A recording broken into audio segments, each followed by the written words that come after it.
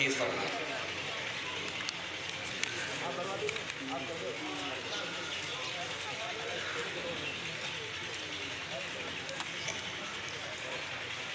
السلام علیکم ورحمۃ اللہ وبرکاتہ۔ حضرت مولانا راشد صاحب میل کھیڑلا۔ الحمد للہ رب العالمین والصلاة والسلام علی سیدنا محمد وعلی آلہ وصحبہ اجمعین،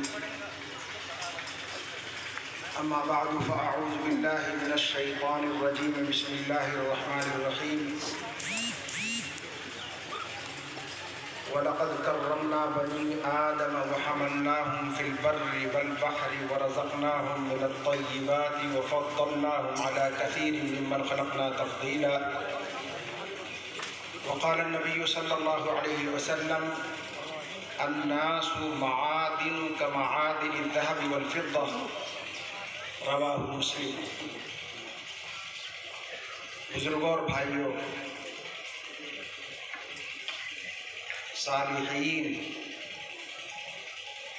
نیک لوگ، ان کی نیکی سے بھی امت کو فائدہ ہوتا ہے اور ان کی نیکی کے تذکرے سے بھی امت کو فائدہ ہوتا ہے۔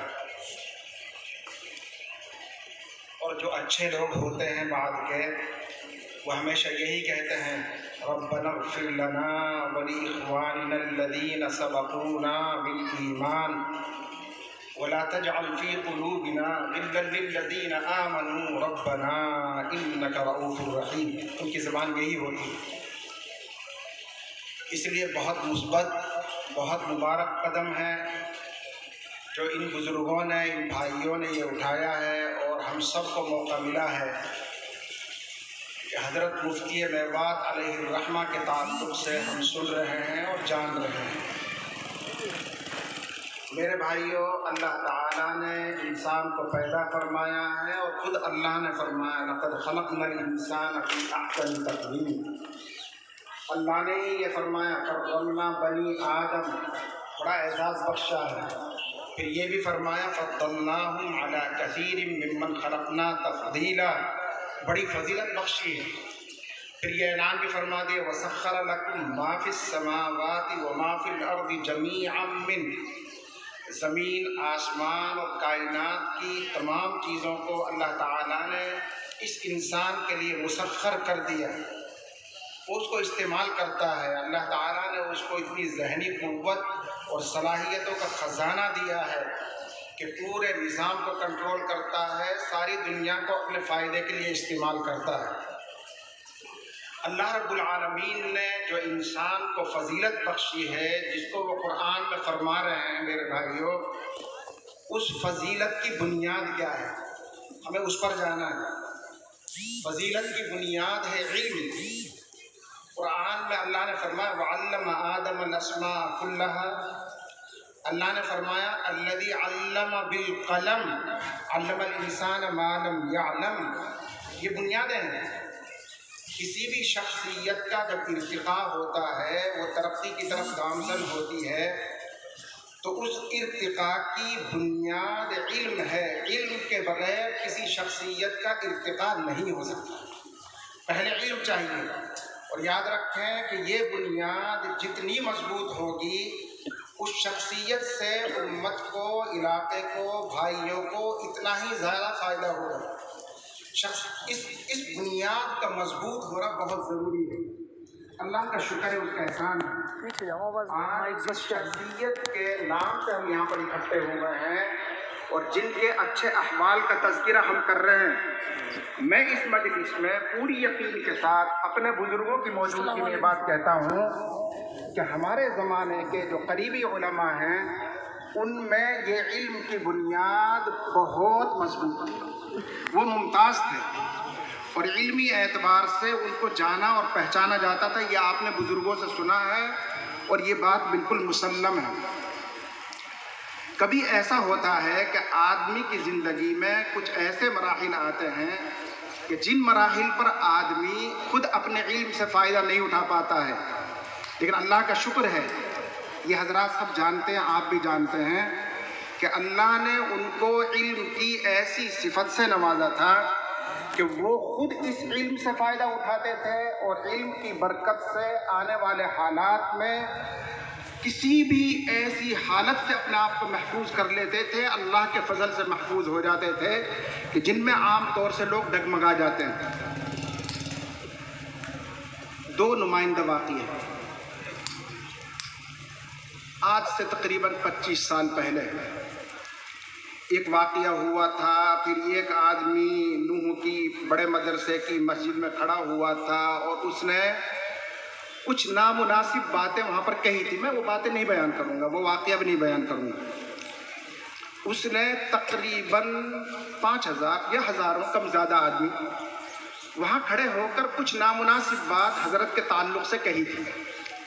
پھر اس کے بعد علماء کا ایک قافلہ حتین مدرسے میں پہنچا، حضرت وہاں پر تشریف فرما تھے۔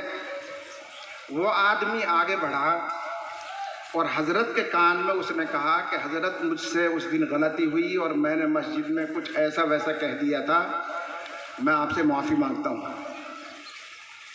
یہ بہت مشکل مرحلہ ہے، حضرت کو سارا واقعہ معلوم تھا۔ یہاں کچھ اور باتیں بھی ہو سکتی تھی، حضرت کچھ اور بھی کہہ سکتے تھے۔ حضرت نے ان کی کمر پہ ہاتھ رکھا اور فرمایا کوئی بات نہیں، لیکن ایک شرعی مسئلہ ہے، اور وہ مسئلہ یہ ہے کہ آپ نے جتنی بڑی مجلس میں میرے اوپر الزام لگایا، اتنی ہی بڑی مجلس میں آپ غلطی کا اقرار کریں اور توبہ کریں، جب مکافات ہوگی۔ یہ حضرت نے فرمایا۔ ہم چھوٹوں کو سیکھنے کا موقع ملا، ہم چھوٹوں کو سیکھنے کا موقع ملا۔ اگر کوئی آدمی غلطی کرتا ہے تو اس پر بھڑکنے کی ضرورت نہیں ہے، اور اپنے ذاتیات کا مسئلہ ہو تو اس وقت بھی آدمی کو کنٹرول کر کے شریعت کا مسئلہ بتانا چاہیے۔ میں موجود تھا، ایک صاحب میوات کے بڑے لوگوں میں سے ہیں، انہوں نے میوات کے ایک اور عالم کا تذکرہ کیا، میں دونوں کو نہیں بتاؤں گا کون ہے وہ، اور انہوں نے یوں کہا کہ وہ عالم صاحب بڑے بزدل قسم کے لوگ ہیں، بڑے بزدل قسم کے انسان ہیں۔ حضرت نے فوراً فرمایا کیوں کہتے ہو یہ بات؟ تو انہوں نے ایک واقعہ ذکر کیا، اس واقعے کی بنیاد پر میں یہ بات کہتا ہوں۔ تو حضرت نے فرمایا کہ شریعت کا قانون یہ ہے کہ کسی شخصیت کے تعلق سے اگر رائے بنانی ہو تو اس کی زندگی کے تمام واقعات کو ترتیب وار دیکھو، ان تمام واقعات کی روشنی میں اس شخصیت کے بارے میں اپنی رائے قائم کرو۔ کسی جزئی واقعے سے حکم کلی مستنبط کرنا جائز نہیں ہے، یہ حضرت نے فرمایا۔ دو باتیں سیکھنے کو ملی۔ نمبر ایک، ہر مومن پر ضروری ہے، لازم ہے دفاع عن المؤمن۔ جب کسی مومن کے بارے میں کچھ کہا جا رہا ہو تو مومن کو چاہیے فوراً دفاع کرے کہ آپ جو یہ بات کہہ رہے ہیں مناسب نہیں ہے، آپ کو یہ نہیں کہنا چاہیے۔ بدقسمتی کی بات یہ ہے کہ ابھی ہم کو اس طرح کی باتوں میں مزہ آنے لگا ہے، لیکن حضرت کا عمل یہ تھا کہ انہوں نے کہا نہیں یہ بات صحیح نہیں ہے، اور اگر تم کہہ رہے ہو تو بنیاد بتاؤ۔ انہوں نے بنیاد بتائی ایک واقعہ، تو انہوں نے کہا کہ نہیں، اگر کسی شخصیت کے بارے میں رائے قائم کرنی ہے تو سارے واقعات کو، زندگی کو سامنے رکھو، پھر کوئی رائے قائم کرو۔ زبردست قانون معلوم ہوا، اور بعد میں چل کر پتہ چلا کہ یہ قانون باقاعدہ محدثین نے طے کیا ہے۔ حضرت محمد الرسول اللہ صلی اللہ علیہ وسلم کی کھلی زندگی جو حدیث کی کتابوں میں ہمارے سامنے موجود ہے، وہاں فقہا اور محدثین قدم قدم پر یہی کہتے ہیں، کسی ایک حدیث سے، کسی ایک واقعے سے شریعت کی بنیاد نہیں بنائی جائے گی، رسول اللہ صلی اللہ علیہ وسلم کی زندگی کے تمام حالات اور معمولات کو دیکھ کر کوئی قانون بنایا جائے گا، کوئی رائے قائم کی جائے گی۔ یہ شریعت کا مسئلہ حضرت نے اس وقت بھی بتایا۔ میرے بھائیوں، حضرت کی زندگی میں نمایاں بات یہ ہے کہ شخصیت کے ارتقاء کے لیے جو بنیاد ہے یعنی علم، وہ علم بہت ٹھوس اور مضبوط ہے۔ جب بنیاد مضبوط ہوتی ہے تو اس شخصیت سے قوم کو، ملت کو فائدہ ہوتا ہے۔ کیا فائدے ہو سکتے ہیں؟ پہلا فائدہ ہے روحانیت کا۔ انسان کے دو وجود ہیں، ایک یہ جسمانی وجود ہے، ایک روحانی وجود ہے۔ میں اور آپ مانتے ہیں کہ جسمانی وجود بہت ناقص ہے، انسان کی روح اس جسم سے متصل ہوتی ہے اور ایک مدت کے بعد جسم فنا ہو جاتا ہے۔ روح پہلے بھی تھی، روح بعد میں بھی رہتی ہے. جس دن انسان ماں کے پیٹ سے ظاہر ہوتا ہے، اردو میں اس کے لیے پیدا کا لفظ استعمال کیا گیا، اس کے معنی ظاہر ہونے کے ہی ہیں. انسان بہت پہلے سے ہے، جب سے اس کی روح ہے. پھر یہ جسم فنا ہوتا ہے، روح پھر بھی باقی رہتی ہے. اس روحانی وجود کو جو پہلے بھی ہے اور بعد میں بھی ہے، اس دنیا میں اس کو مزین کرنا یہ انسان کی ذمہ داری ہے. جب انسان اس روحانیت پر محنت کرتا ہے تو پہلا کام یہ ہوتا ہے کہ خدائی رنگ اس پر چڑھتا ہے. صبغۃ اللہ ومن احسن من اللہ صبغہ، خدائی رنگ چڑھتا ہے. جب وہ خدائی رنگ چڑھتا ہے تو خود اس خدائی رنگ سے فائدہ اٹھاتا ہے اور اس خدائی رنگ کو امت میں منتقل کرتا ہے.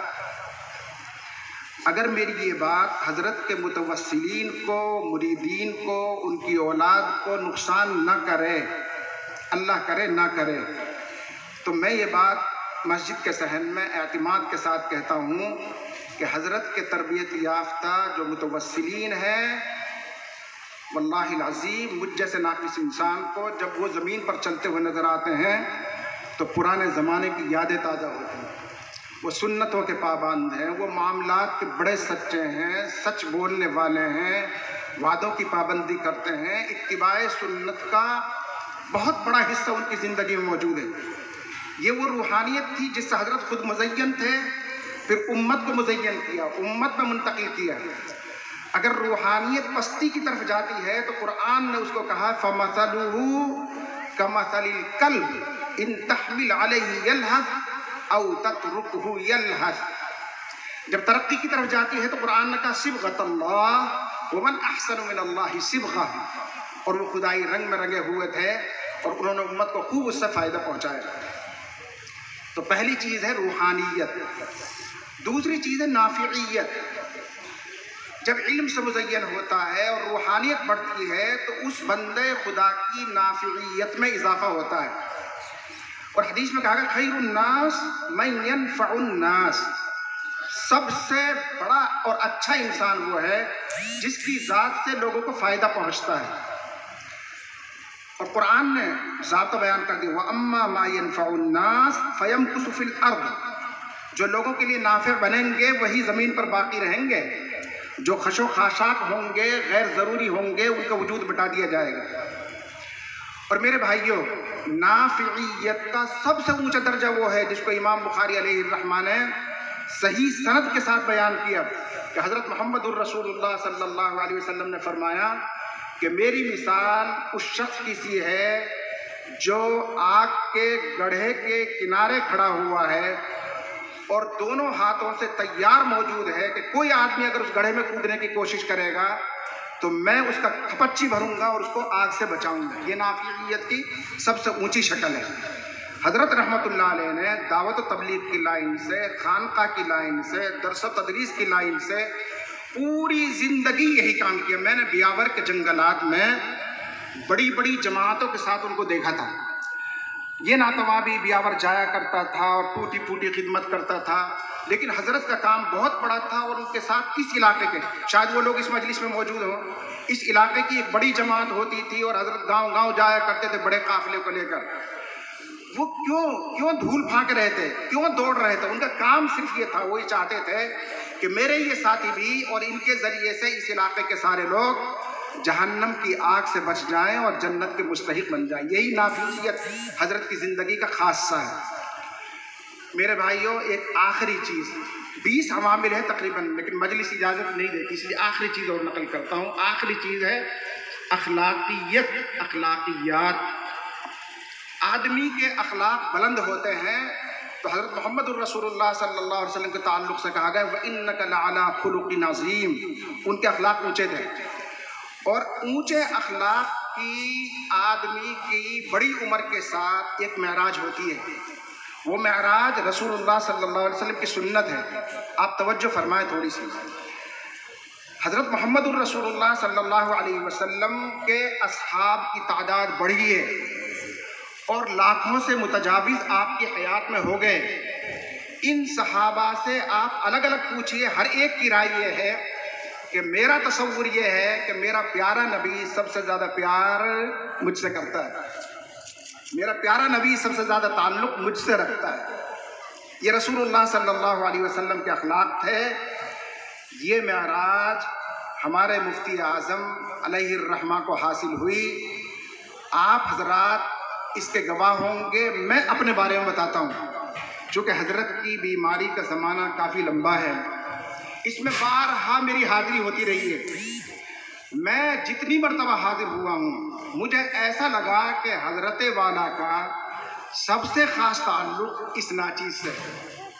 پھر میں نے کچھ اور احباب سے پوچھا، اس مجلس میں وہ احباب موجود ہیں، تو ان کا تصور بھی یہی تھا. وہی جب جاتے ہیں تو حضرت کا ملنے کا انداز، نصیحت کا انداز، تعلق کا اظہار اس سے ایسا لگتا ہے کہ دھرتی پر سب سے زیادہ پیار مجھ سے کرتے ہیں. میرا کیا وجود ہے؟